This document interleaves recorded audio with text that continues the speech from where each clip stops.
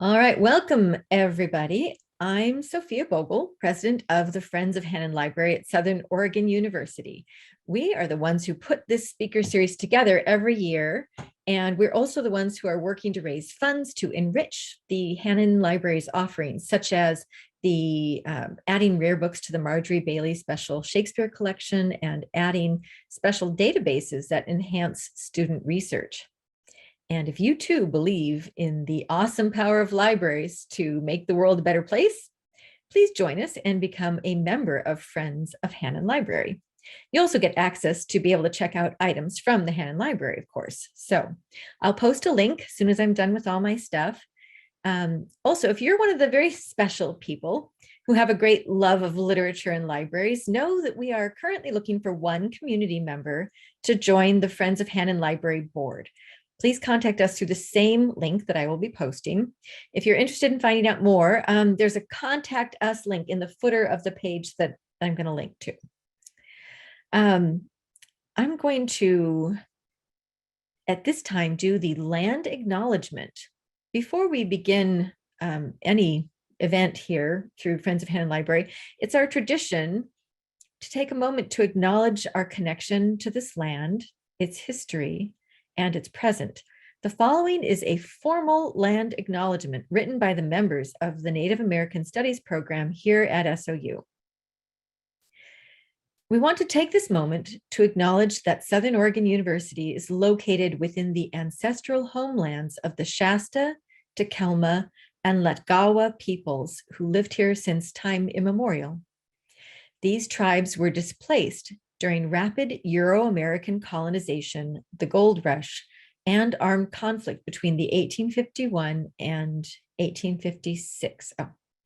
In the 1850s, discovery of gold and settlement brought thousands of Euro-Americans to their lands, leading to warfare, epidemics, starvation, and villages being burned. In 1853, the first of several treaties were signed, confederating these tribes and others together, who would then be referred to as the Rogue River Tribe. These treaties ceded most of their homelands to the United States, and in return, they were guaranteed a permanent homeland reserved for them.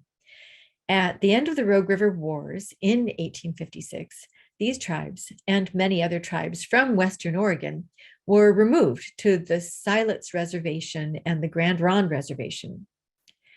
Today, the Confederated Tribes of Grand Ronde Community of Oregon and the Confederated Tribes of Siletz Indians are living descendants of the Takelma, Shasta, and Letgawa peoples of this area.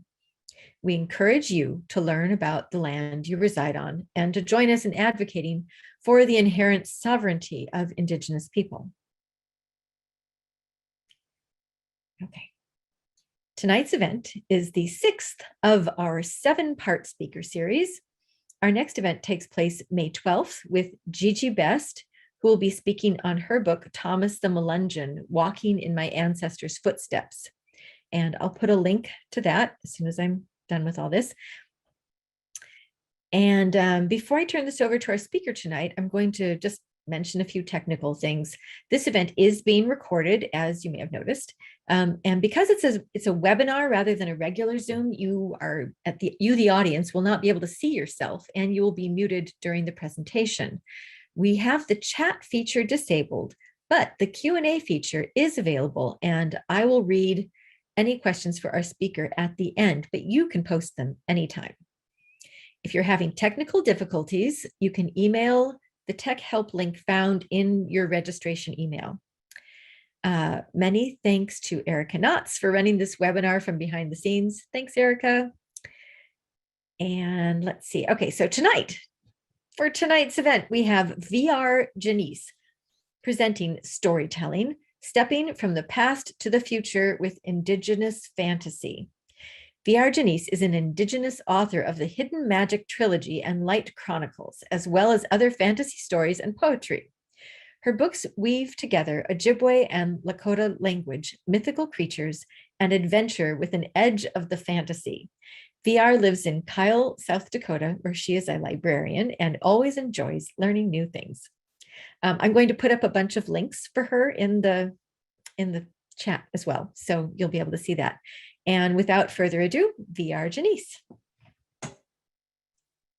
Anine, Migizi indodem, Gunush Gnagen Indujaba, Bakwagen Inda Nagum. We are Janice and Dishnakas, Miigwech Hanan Library, Friends of Hanan Library, Sophia and Erica, Niwe, Zima, and Gagigadet.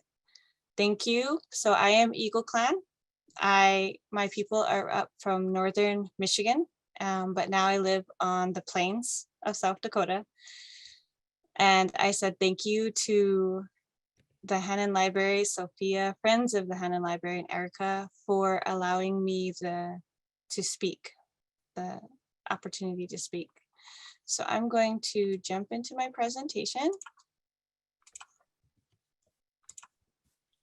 So we are going to be talking about storytelling, stepping from the past to the future with Indigenous fantasy. When you think of Indigenous, there is a lot that we have as traditional storytelling. A lot of the traditional storytelling is oral. And so the elders will usually gather, sometimes depending on what tribe you are, it can be during a certain time of year or only in the evening time. It kind of depends on what tribe you are and the protocol to how things are done. Elders are usually the storytellers, and when they tell the traditional stories, there are lessons and teachings within those stories. They are showing the kids and telling them stories to teach them how they should behave or what is expected of them. And an Anishinaabe or Ojibwe, we usually only tell certain stories during the winter time. When the first snow falls, that's when the stories begin. And there's certain people or teachers, the animals that we use that we don't talk about when the snow doesn't fall. So it's kind of interesting to try and talk about it, because normally I don't say our teachers that we use in our stories, their names, when it's not winter anymore, which it isn't. But there are reasons that we do the lessons that we do, and we do the stories that we do, because that's telling our children our values, our culture, how we do certain things. And one of the grandmas said during traditional storytelling, sometimes they would have the children do things because that saying idle hands makes, I don't remember how exactly the saying goes, but where you need to keep your hands busy. And so they would work on baskets or beading while they would tell the stories. And then you look at modern storytelling. And with a lot of us that are modern storytellers, we try to blend our language in with the stories that we write. And our culture becomes a part of the story or a character within the story, sometimes without us intentionally putting it in. The reason I say this is because our culture and our language are part of who we are. And sometimes that seeps in when you're a storyteller. And when we're doing modern storytelling, we don't retell, I shouldn't say, we usually don't retell the traditional legends and stories. We create new stories so that we can connect to the children in a different way. And so that's kind of, we're bringing it forward with the storytelling. We're still having lessons, we're still having our culture and our language, but we're doing it in a different way so that children can connect to it a little bit more. So when I talk about culture and fantasy, culture is a character unto itself. When I think of Anishinaabe culture, I think of the beadwork and the quill work and birch bark. And I think about the ricing camps and maple camps, and those types of things are part of our culture. And so those types of things get added into my book as a teaching to my children. Clan systems are sometimes used. When I use clan systems in my books, however, I changed the way the clan systems are. So in Anishinaabe, clan systems are based off of animals. I said I'm Eagle Clan. We have different animals that are clans. In my books, I actually used like the Earth Clan, Fire Clan, the Winter Clan. So I used the different elements more than I used the animals. And then storytelling is actually a traditional occupation. So when you were a storyteller in the past, if you were taken care of because you were playing a vital role within the tribe. So you were taken care of, and that was your job, is to tell the stories, to collect the stories, to be that receptor for the stories, hold them in, and then share them as you go. And it's so different when you think about how we are as Indigenous people. We have oral traditions, we have oral stories. But I always think it's funny when I hear a story told by one elder and the same story told by a different elder. And it's really interesting because they tell it slightly different, or they emphasize a different part that they thought was important. So as storytellers, that's what we do when we're talking about, when we're putting in our language or our culture, we're emphasizing different parts, but we might be telling similar stories. And their places and the stories create a connection to the kids. So I'm going to use my books and the next few slides to kind of give you examples of how I do this.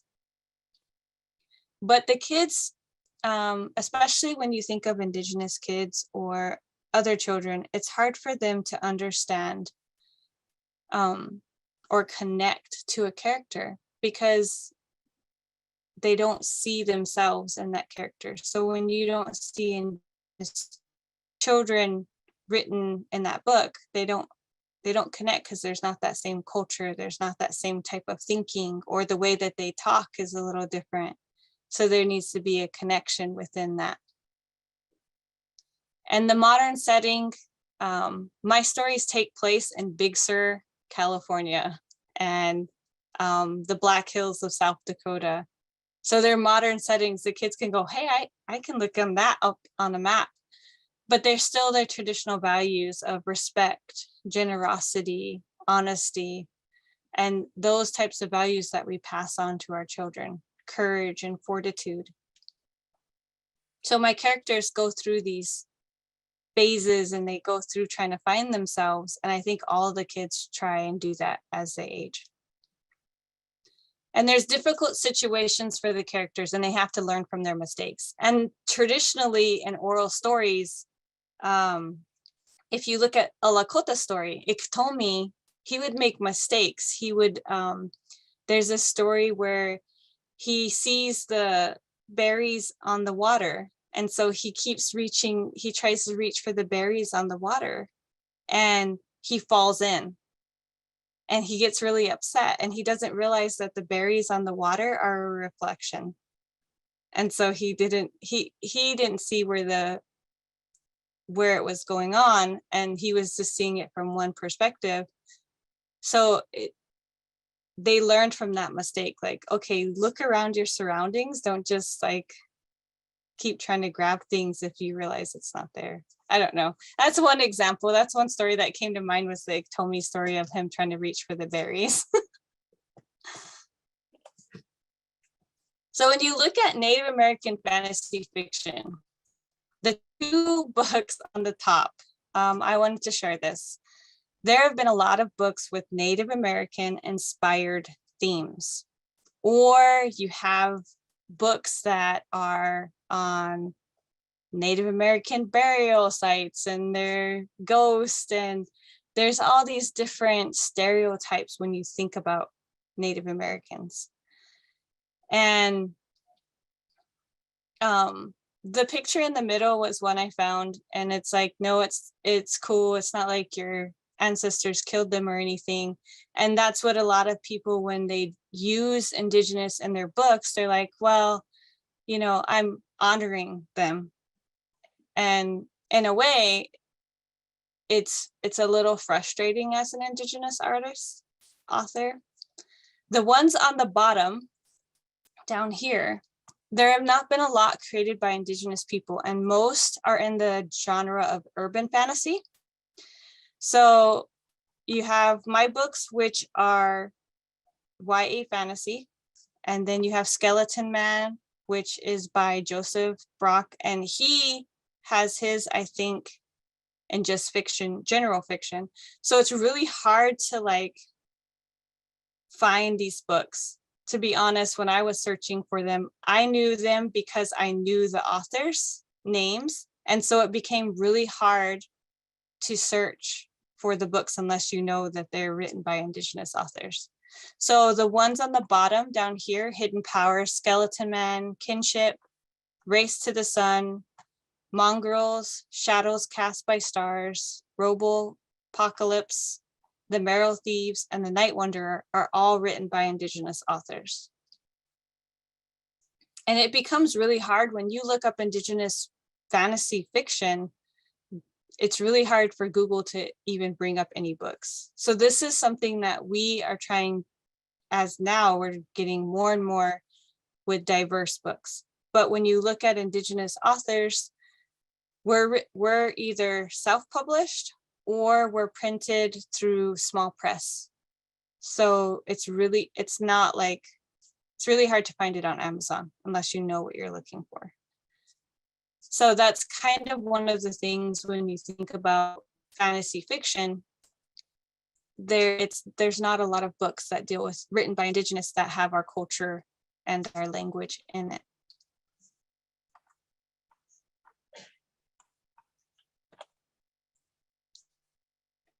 So as I was saying, who we are seeps into what we do and what we create. So who I am, my culture, my values, all of that seeps into what we create. And language is really important to me. Language revitalization is something I strive for. I'm not a fluent speaker. I try really hard and I encourage my children and other youth.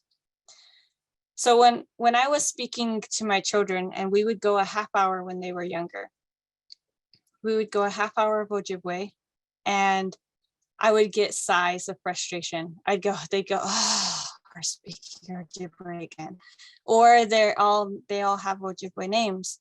And so they would get really embarrassed. Or if I spoke the language to them in front of their non-Indigenous friends, they would get really embarrassed. And I wrote these books because I wanted to show them characters who had Indigenous names, who followed the language, who spoke the language. And when my youngest was 4 is when I started writing these.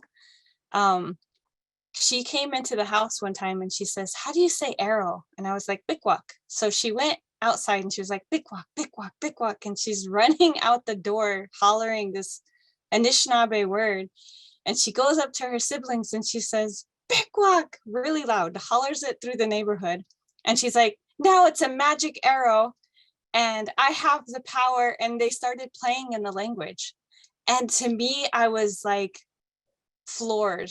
I was like, this is why I wrote these stories. I wanted them to be proud of their names. I wanted them to be proud of who they were and to not be embarrassed when we spoke the language. And that's just one of the stories about my kids. When we started writing these stories and reading them I started writing and reading the stories to my children. And I wanted to connect to the kids in a new way. When I started writing Hidden Powers about an elf girl, it was when Harry Potter and Lord of the Rings and all of that started to really come out and get popular, and the kids were all into that. And I've always liked elves to begin with. And that's kind of how I started writing these books, was trying to connect to my children, trying to have them understand our culture in a different way. And then I tried to inspire young Indigenous writers. I went to a lot of tribal schools and different things, and I want to let them into the worlds I create, but I also want to show them it's possible for their voices to be heard. It's possible for them to write those stories they have. Because I really think that some people are just born storytellers. I couldn't imagine not sharing or writing my stories. Right now I'm writing 3 at the same time and I can't. And sometimes I'm like, whoa. but I really want to get these stories out. So it's really interesting. So the question comes to me when I talk about my books, why elves? Well, there's similarities between elves and indigenous people. When I look at my ancestors and I look at my people, I see grace and strength, just like I do with the elves from Lord of the Rings or from the stories that I read, the Fae. There's a respect of the earth. There's usually clan systems or family systems, and there's traditional values aligned. And there are stories of what Europeans think of as mystical creatures in our culture. So a lot of people think that when you think of dragons and you think of dwarves and you think of mermaids, that's a European concept. In actuality, we have traditional words that mean those. We have the Bigfoot, right?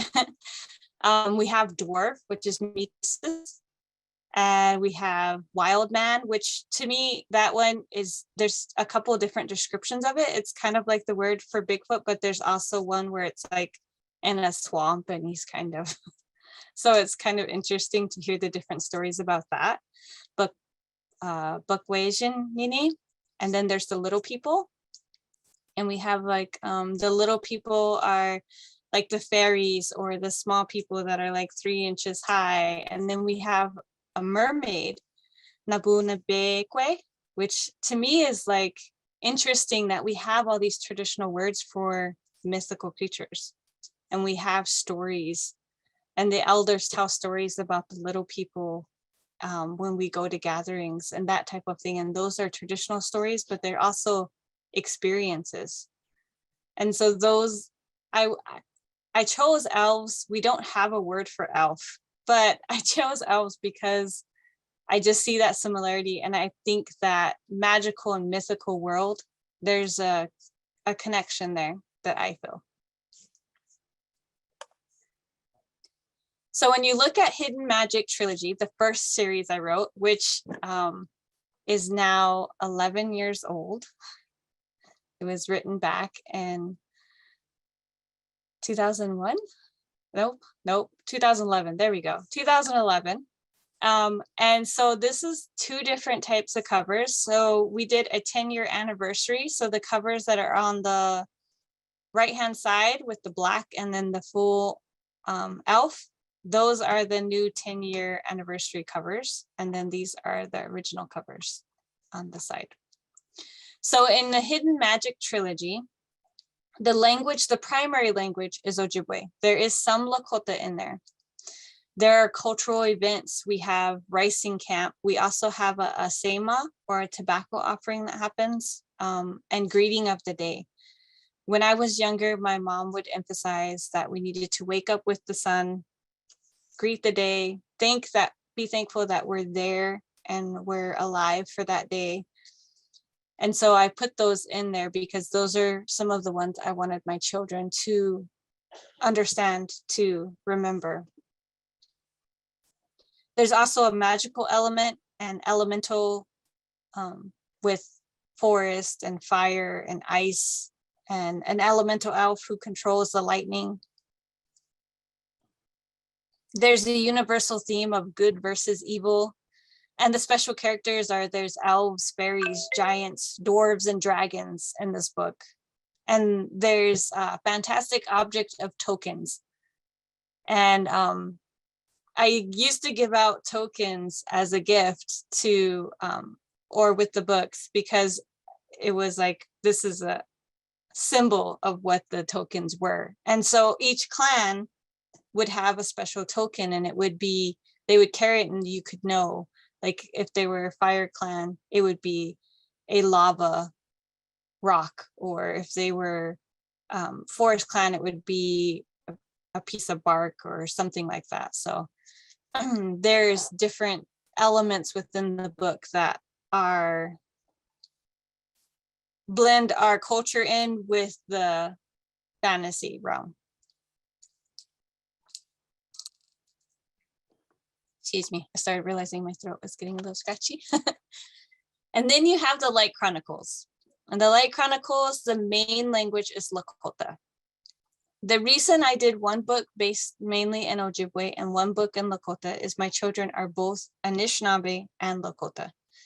So I wanted them to understand both parts of who they are. The cultural events are a buffalo hunt and tanning hides. The tanning of the hides was funny to add in there because that was a personal experience of myself. It was really hard tanning hides. And so I wanted those experiences shared within that book. So some of them my kids know, like, oh, mom did that. Or there's one scene in the Hidden Magic trilogy where she used a washing machine for the first time and soap went everywhere. That was an experience that happened to me. We were hand washing all our clothes from the age of 10 to like 15. I had to hand wash. I didn't know that if you stuck a blanket in and like you only had to add a little bit of soap. So I made the wash machine walk. So that was an experience that I added that I had. So in my books, I add things that I've experienced myself, and tanning hides was one of them. And I always thought it was such a stinky business. But and there's magic within this book too. She's a young girl who is trying to learn her dad's merchant business, and then she has a power that is not normal, and people want to use that power to gain their own gain. So again, there's that universal theme of good versus evil. And they have, in these books, I added elves, mermaid, dragons, and unicorns. And I'm sure there's other little magical creatures in there, but those are the main ones that are in those books. And I added the language in. So the main part of the language is their names, but there's also different phrases within the books so that the kids can see that they do use the language. It's not overwhelming with the amount of language that's in there, but it's kind of important to add the language as part of within the books. So are there any questions? Yes, we have a couple questions. The first question is, where can we find more info on finding books written by Indigenous authors? Yeah, I'm wondering if there are like words that you have found to be useful in search terms. Well, I've tried a couple different ones. Some we have tribal specific, so there's Anishinaabe authors or Ojibwe. Mm-hmm. You can use the term Native American or American Indian. What I've found though is sometimes there are a couple places that I look at, and Birch Bark Books is one. It's placed in Minneapolis, but they're an Indigenous owned bookstore. And so they carry a lot of Indigenous authors. Not normally I don't know about self-published authors, but I know that that's one place that you can look at for books. I'll put that up on the in the links there. Okay, we have another question. UNM Press has been the best source I've found for locating Indigenous fantasy and sci-fi authors, but it is still really, really hard to find the author's list of books. How can we support authors and generate better ways to find, locate, share authors? Sounds like it's the same kind of question. Man, I mean, it really does. I'm wondering if there's like a website specific, about this, or maybe you need to create one. That's what I was just thinking. I was like, okay, so I need to just start listing out these books. And it's sometimes kind of hard too, because I know that some authors, they state that they're Indigenous, and it's kind of hard because like, you don't want to sit there and say, okay, where's your tribal ID? Or, Yeah. because there are some that don't have that, but we do need to make sure that we are aware. So that's a good point. If you made a list, would you have to then police it? yes, you would. You'd And have to there's, really make sure. Yeah. I think so, because there are a lot of people who have claimed Indigenous status when they aren't, so Mhm. that they can utilize that. But Maybe get a panel together. yeah. Yeah. We're gonna sort this all out on this Zoom right now. Okay, we have another question. Have you considered creating animated films based on your stories? Yes, if I was very good at animation, I would do it. But some of my family kind of jokingly says that they haven't read my books because they're waiting for the movies. I'm like, wow, that's funny. But it would be amazing to see my stories as animation. And I know that there are like Indigenous games now Mhm. that, that there's one that's based off the Alaskan story. And so that type of thing is starting to become more and more known. Native Reflections. Oh wait, not Native Reflections. Red Ink Press, I believe that's what it is. It's down in Albuquerque. Is another one that he does a lot of comic books, Indigenous comic books, and Hmm. so I have to look up that name real quick. Trying Yeah, to. I'm Uh, looking it up just to see if I can find it. Red Ink Publishing. Uh, um, if you mm, look up Indigenous Comic Con, that kind of leads you into that whole world. oh, There is an Indigenous Comic Con. We can't call it that anymore. But yeah, and okay. that was an interesting thing. But we're slowly trying to, support each other Yeah. and get our voices all out there. So it's kind of interesting to think about that, of just Uh, having just a list of Indigenous authors or artists. Somebody is saying that the artwork on your covers is beautiful and evocative, and I agree. It's very nice. So I actually did those covers. The first original covers I did by myself. The second covers, my oldest daughter actually did those covers. She is a digital artist, and so she's been learning with me, and it's been a really big adventure on trying to learn all the different steps of being an author. All right. I'm not saying the names of most people, but Anita. So I'm saying Anita says that we can find these links for many Indigenous authors on the ALA website. Mm-hmm. And she just says she wanted to say that we're so proud of you and and your success. So Well, thank you. Anita. I had a question. Yes. In the book, you've got uh, the names where you have them, spelled out so we could pronounce them, like Papa Kusigun, Yep. Papakusigun. Yep. Papa Kusigun, and Bibun. Yep.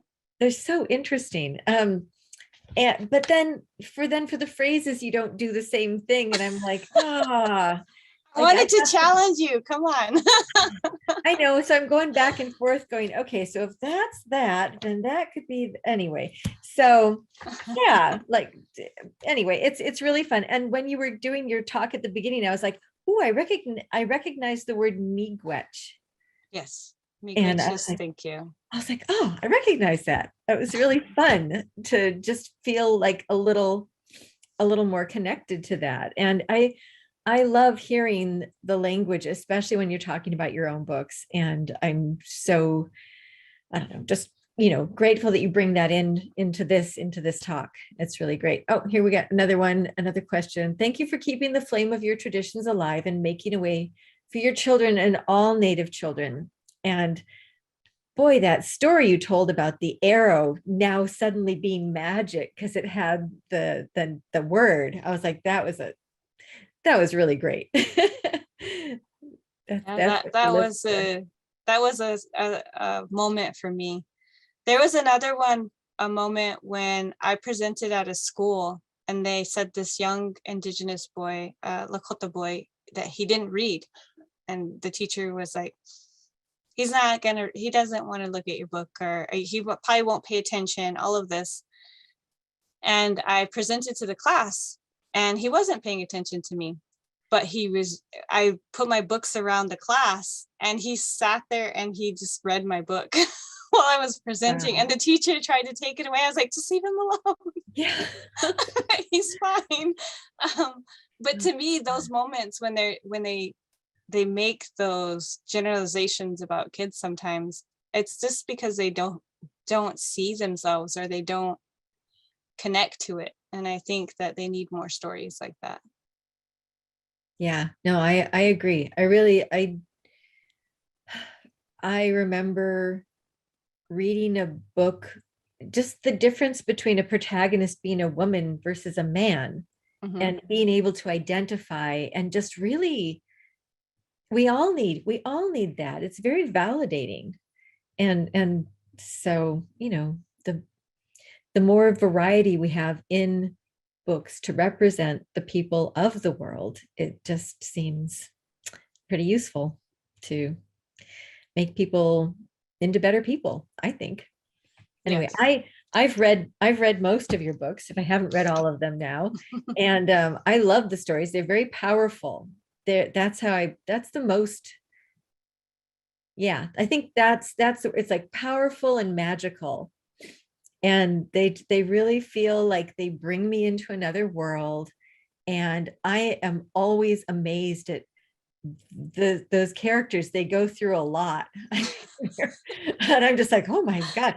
But they just kind of shake it off and they keep going. And I'm like, like, I would be a mess. And they're just like, yep, this is how the world is. And you just have to keep going. I'm like, okay. So Yeah, yeah. I did that kind of on purpose. I grew up when I grew up, from the age of 10 till 15, we lived in a one-room house with no running water, no TV. So that's when storytelling really started for me. Is just, I started going out in the trees and writing down stories about the things. Like if I saw a leaf that looked like a person, I was like, oh, well, look, that leaf's a person. And I started writing stories, and I found some of the old stories and I was like, that's interesting. um, I try to encourage that, like with the kids too, is we have that ability to use our stories. When I was in that one room house, books were my escape, my like, I could not live without a book in my hand or a piece of paper and a pen in my hand. And it kind of got us through those hardships. And but yeah, my daughter, when she read, my oldest daughter, these books kind of grew with her. So the first series it's very kind of soft. It doesn't have a lot of bad things that happen. And then the Light Chronicles are a little bit harsher. A little bit more things happen to her that you're like, oh my gosh, I can't believe that happened. And it's funny when your children get so invested in those characters. She stopped talking to me for a week. Whenever not to give too much away in the books, but when one of the character dies, she was mad at me. She wouldn't talk to me for a week or look at me. And I was just like, okay, well, at least she's in love with the characters. Yeah. Well, and to be clear, these are YA, right? Yes. Yeah. They're not crazy violent or anything. It's just, No. yeah, you can YA appropriate. Yeah. Here's another question, comment. Somebody wants to know how to say hello, Anishima or something like that. Not sure. Ani is hi in Ojibwe. Okay. So it's like very to your family. And then buzu is hello. Bulu. Buzu. Buju. No, Okay. not yeah, buzu. Buzu. Okay. So that's like That's hello. All right. Well, it's good to know these things. Yeah. Right. So. Now, somebody's sharing that they had a stroke from COVID and have been trying to remember some authors. Indigenous authors offered by the Bernalillo County Library System. Yeah. Okay. I'm not sure I can help with that.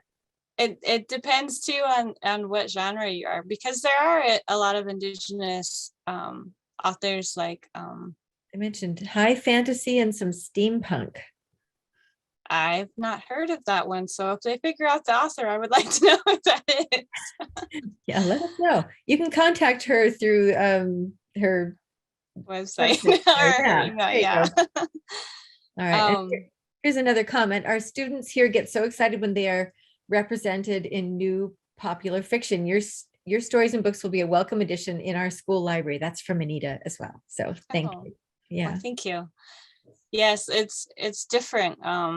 With the books, I really wanted to. The language was the biggest thing, I think, when I started writing the books.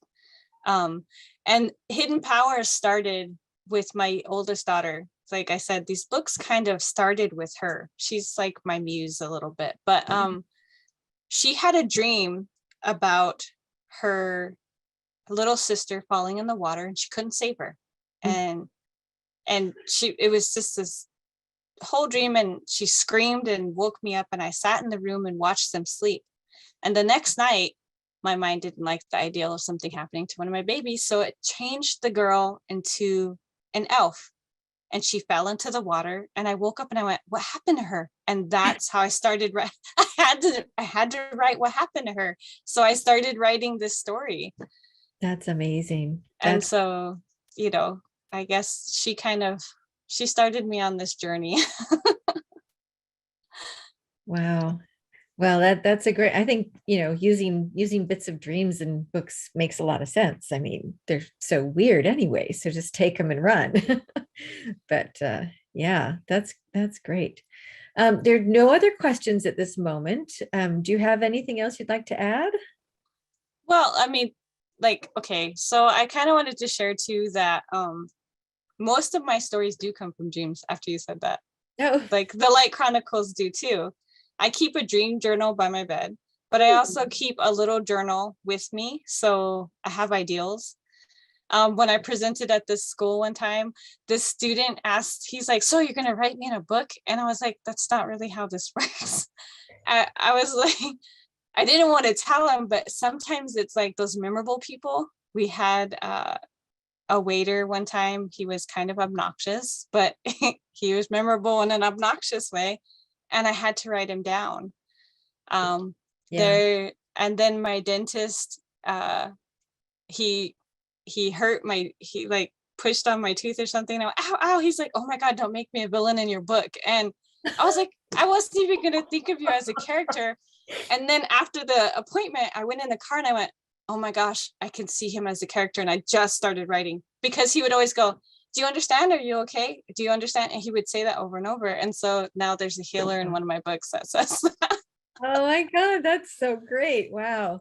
Oh, So we've got a comment from Jennifer from our group. She says that she thinks that your books would do really well in her school library too. And thank you for sharing. It's nice thank you. to know. Yeah. Yeah. So as Indigenous authors, we're getting more and more authors. And now I'm going to have to talk to a lot of my friends that are Indigenous authors and be like, okay, dude, we need to come together and like make a website, or to make this easier for people to find us, because it is really hard.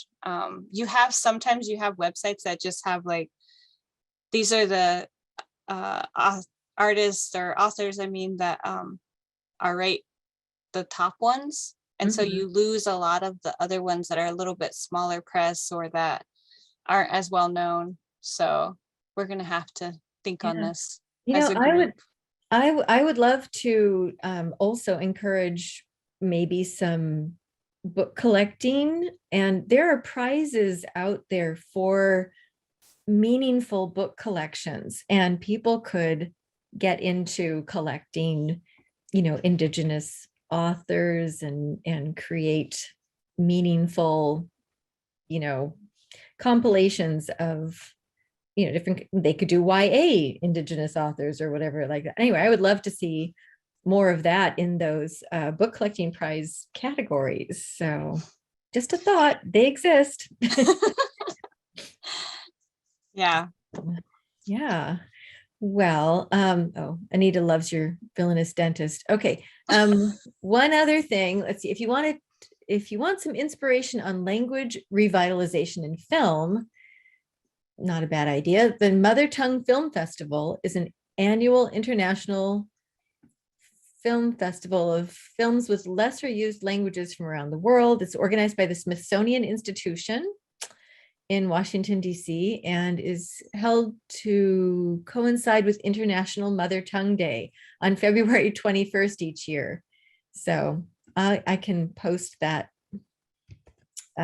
link that they posted for us. Awesome. I've seen Finding Nemo in Navajo. Wow. And Star Wars in Navajo. Yeah. So it's kind of cool. You can really see it. And they were trying to do Moana fully in Hawaiian.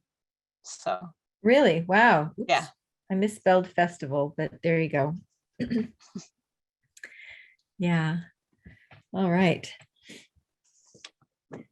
Okay. Yeah, no more questions at this time. Anybody last chance to ask VR?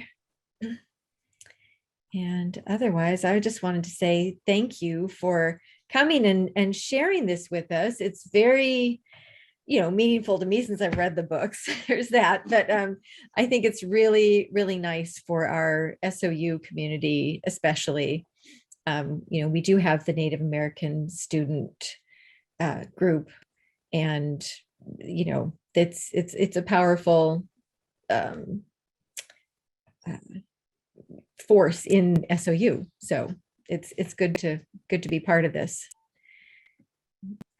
All right. And I think that's it. Yeah. We're just like, thanks for keeping this. Everybody's thanking you now in the chat. So, oh, wait, will there be any agender, non-gender books coming for YA? There's the last question. That I'm writing. Yeah. Right now I'm writing a dystopian book. And I am writing maybe a romance novel. We shall see.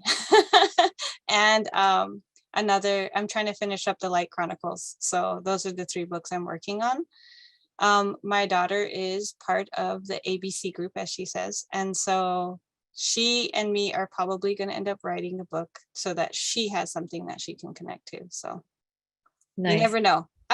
I don't, I'm not an expert in that. And so I don't want to write a book that is not something that she would say, oh yes, or something, because I value the opinions of my children. And so if they can't, they are like, oh no, that's don't do that. So it needs to be an authentic voice about exactly, authentic voice. There you go. Yeah, that's what I was trying to say. Yeah, no, you're saying it. I'm just reiterating. That's great. Thank you so much for being here. And I think we'll wrap this up. I want to remind everybody that the Friends of Hannon Library we're the ones putting this on. And if you want to be a member, that's a great idea. You can check out books from the Hannon Library. And I don't even think we're doing vaccination cards right now. So you can just come on in and and keep an eye out. Our next one's in May.